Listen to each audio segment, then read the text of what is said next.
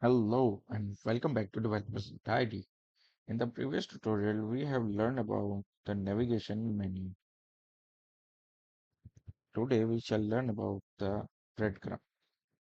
Basically, breadcrumb is a hierarchical list of links that indicates where the user is within the application from a hierarchical perspective. So first of all, go to your application, go to the shared component, then under the navigation and search section, click the breadcrumb. Now create department breadcrumb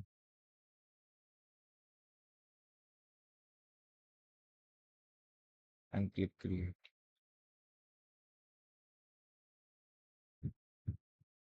Now we have to add entries here. So click enter, then give it a name, departments, then select the page department, which is a page number 6. So mark this as 6. Click create and create another entry. Now this time we shall select the parent, which is a department, and the department form, which will be the child, and select the target page, which is page number 8.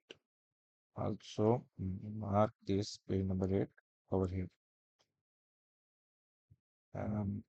Keep in mind the page number under the breadcrumb entry and the target entry must be seen. If they don't match, the breadcrumb will not be visible to the page.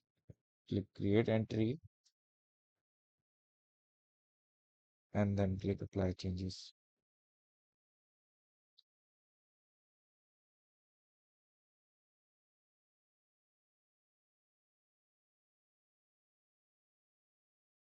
So you can see the hierarchical structure. Department is the parent and the department form is the child. Let's go to your application and the department with forms.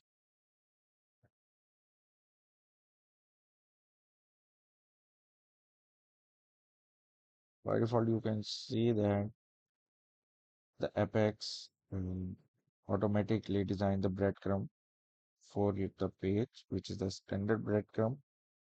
You can simply go there and change the source from newly created department breadcrumb and click save.